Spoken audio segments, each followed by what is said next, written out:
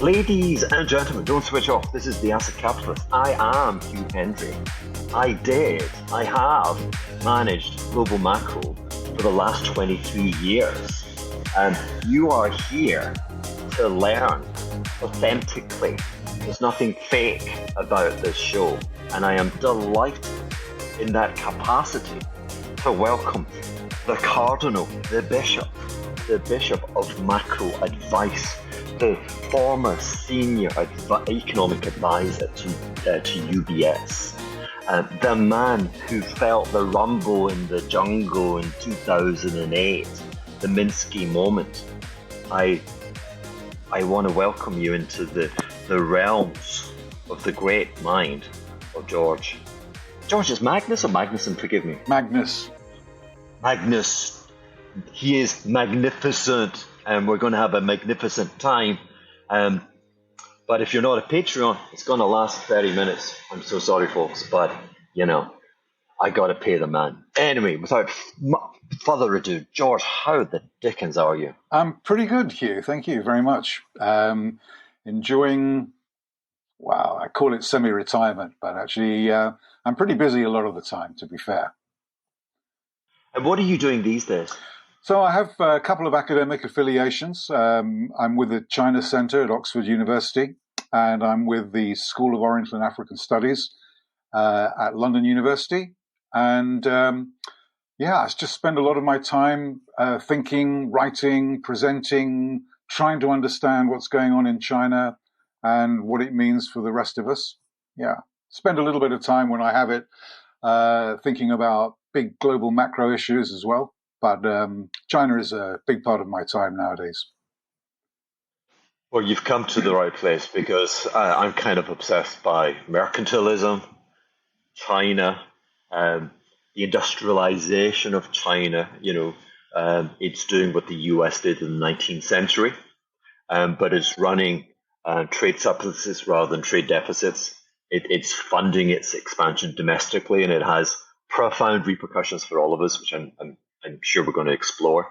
I think to kick off, if we go back to one of those great highlights of your many varied successes and a life well lived, but the 2007 or so, because like you, there weren't many of us, but we were cognizant of dangers in the world.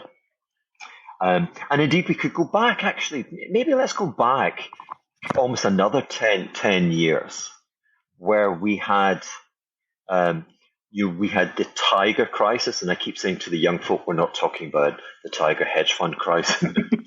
We're talking about the Asian, the fast-growing Asian economies, and the epicenter being Thailand. And they had been very open in terms of their capital account. They had profound domestic investment opportunities, and it was being funded in an orthodox, and I would say in the best manner, with the surplus savings of the rest of the world.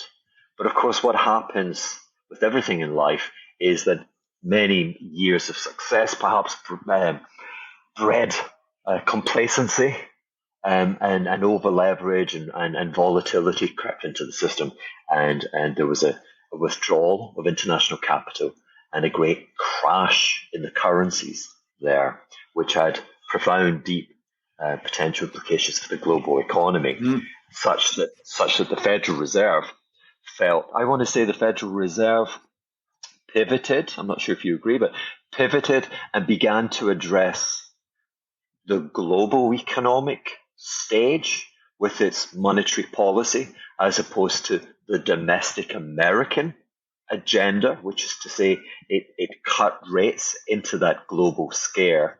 And it was, again, if we go back another 60, 70 years to the end of the 20s, it felt like that coup de whiskey that Benjamin Strong et al.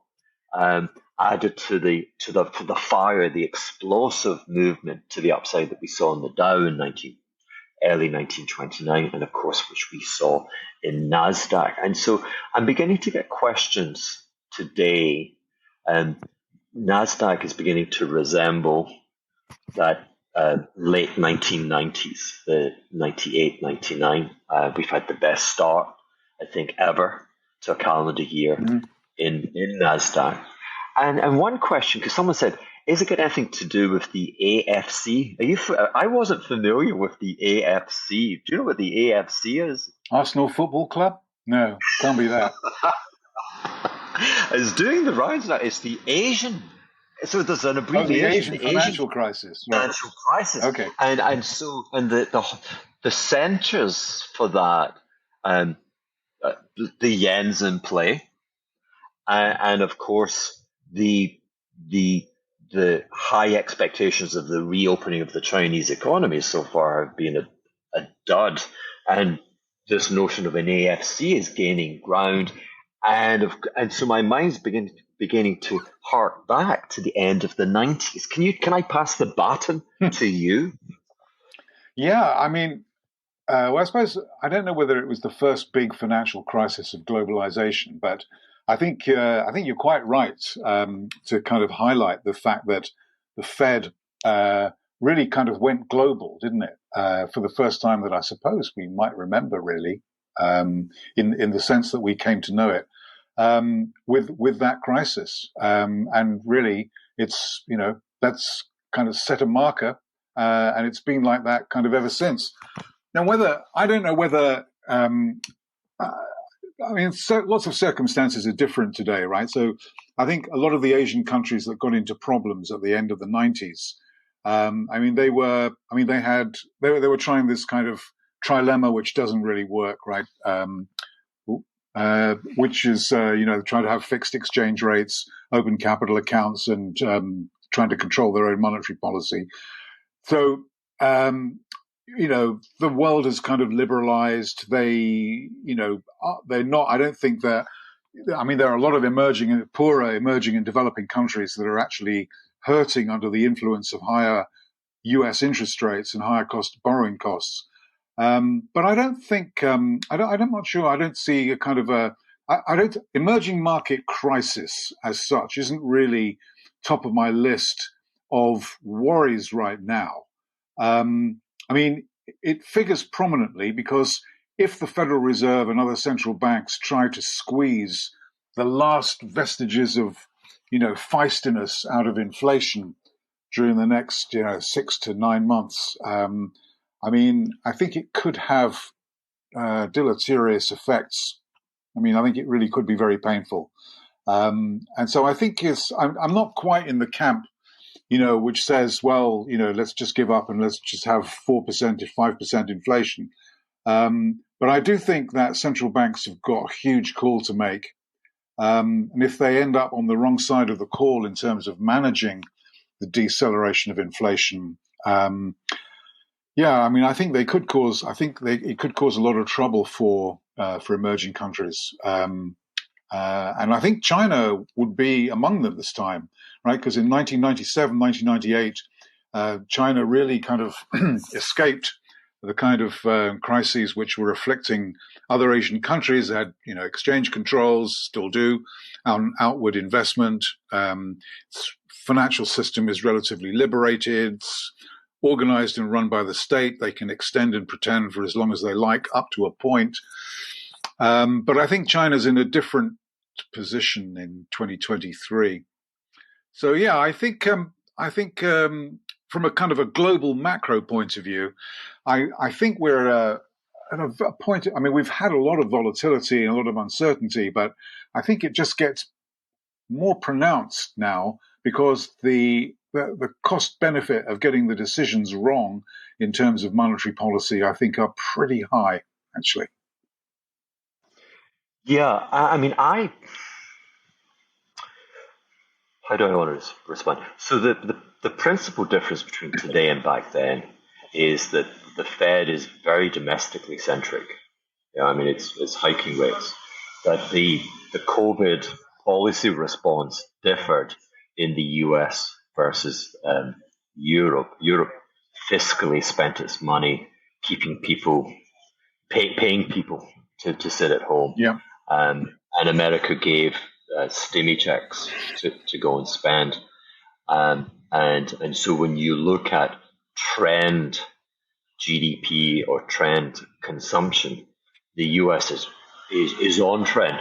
Yeah, if not marginally above the preceding trends going into COVID, whereas Europe never regained the trend.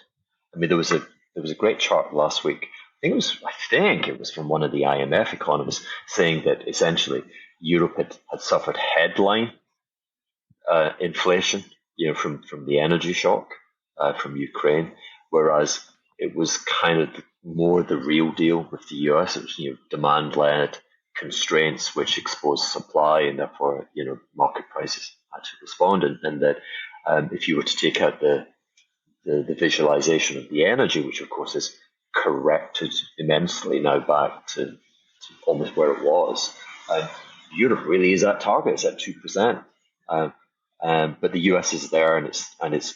I mean, I think they're faking it. I think they're jawboning. I don't think they want to go higher, but they've got to talk tough in the short term. So the difference just now is US rates, I think, are high. They're threatening to go tighter, and of course that has repercussions. So I think that's where I would peel away from that comparison. But again, I want to go back to the end of the 20s, George, not because I think you were around then. Not even me. Not even, but because that's the starkest parallels, and I think it's where we can invoke a lot of your deeper knowledge, because my take on that is, we were in the gold standard, and I want to say, and I don't know where you are with your Chinese policy unit, and I mean, who sponsors that? Well, the China Center at Oxford, I mean, was basically founded a few years ago with Hong Kong money, basically. But like a lot of colleges at Oxford and Cambridge and other places, I mean, they're hustling for money. Everybody needs more money. During the pandemic, there were kind of restrictions, obviously, on foreign students, particularly Chinese students coming here. So anyway, but I mean, things seem to be easing up a little bit at the moment, but is a financial, there are financial constraints, no question, over higher learning institutions. Yeah. Well, I mean, I ask because I've presented at universities, campuses in the US, and before going on, I've been asked to tone down my China rhetoric because, like you say, the high-paying tuition fees are predominantly from that kind of China Asian stock. But anyway, so I think China's cheating the market-based system, and it's preventing cheating in the sense that it has created an immovable object which is preventing market equilibrium from being restored. Okay, and in fairness, I want to say that that's what the US did in the 1920s with the gold standard. And so my take on that is that the country with the comparative advantage, let's say, and that was the US, especially striking after the horrors of the First World War. And so it was running a profound trade surplus with the rest of the world. And therefore, as a consequence, it was on the receiving end of gold flowing into its economy. And it was an elegant system because gold at that time acted as high-powered money. It was the base which would allow leverage from the banking system. Mm-hmm. And the problem, and I don't know how I would have reacted as a policymaker, so I'm not judging them. The problem was that you had more and more of this high-powered money coming in, and it was coincident with a domestic US boom. And the idea of putting further fuel to that boom was hard, and it was one that ultimately the Fed, via strong, it was the New York Fed ran the system, as you know, and they chose to immunize those gold flows, and so they didn't reach the private banking sector. Um, and that was an interference with the system, because the rest of the world, the UK was in a depression, Europe was in a depression, and it needed, there was a deficiency in global demand, because the US, whilst it boomed, it should have boomed even more. And the difference would have been immense in terms of, it would have represented demand for overseas goods and services, which were much lacking and much needed. Correct. And it didn't happen. Okay. And so we built fragility into the system. And of course, rather than exporting, rather than importing goods and services, it was the opposite. It was financial asset inflation. And so it seems so compelling to today's world, where China has this profound surplus in manufacturing capacity, and the US, as the deficit nation, has proven for the last 50 years are willing to absorb that surplus in capacity in order to bring this great nation closer to the levels of prosperity that we enjoy. And there's an ideological notion that the richer you make overseas communities, perhaps you de-radicalize some of their politics, you make them more harmonious global cousins, but at the same time, you make them richer, and so there's a synergy that everyone ultimately benefits. And they benefit because rich folk, or people who are poor, who are no longer poor, they spend, they buy things, they improve their life. But the Chinese system, via having a closed capital account, we talk in decades, if not hundreds of years.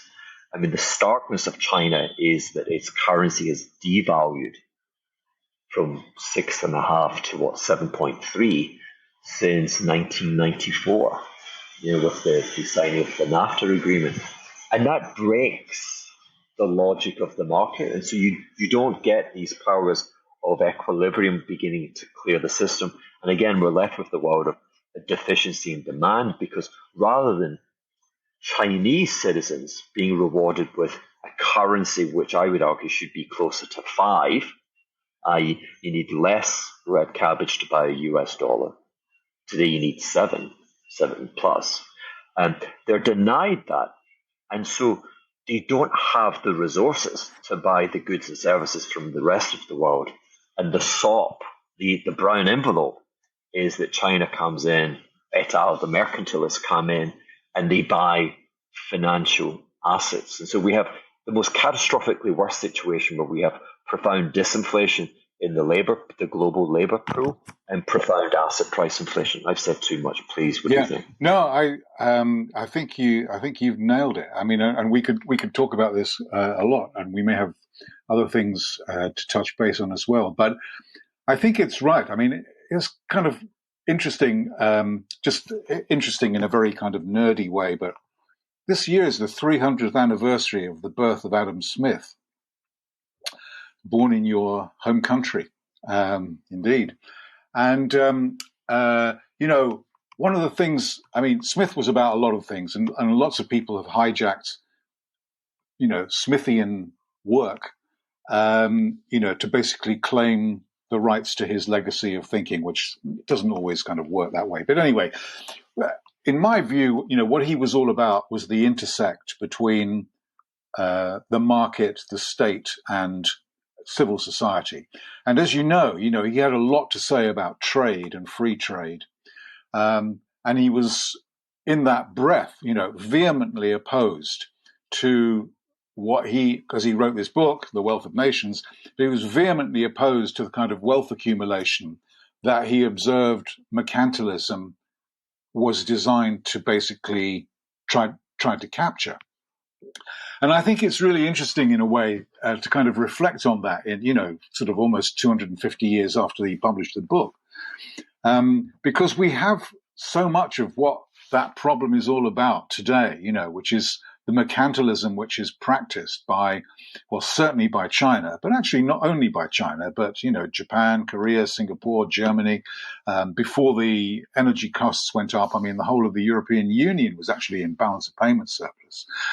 And it's interesting, and a guy that I'm sure a lot of people know and have read copious amounts of, a guy called Mike Pettis at Peking University, has written most recently in Foreign Affairs a very, very interesting article about reserve currencies, and about how basically the system is basically geared towards accommodating the surplus countries like China, and that the United States is basically the only country in the world that actually has a transparency, capital market depth, and rule of law, trust, etc., that basically allows foreigners to buy pretty much any asset they care to choose, like equities, bonds, derivatives, real estate, commercial property, and so on and so forth.